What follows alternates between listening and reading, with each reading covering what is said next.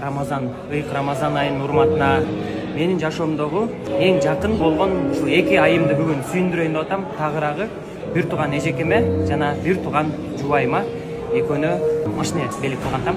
Экөөнүн машинеси азыр сыртта даяр турат. Алар өздөрү билбейт.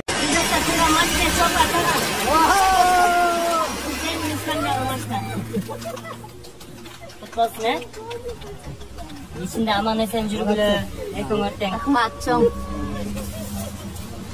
Чоң рахмат. Машиналар кут болсун. Машиналар кут болсун. Отуруп көргүлө, экөөң өртең. Кел. Копан машинасы бир отурган табыз өкөс. Эки машинага түшүп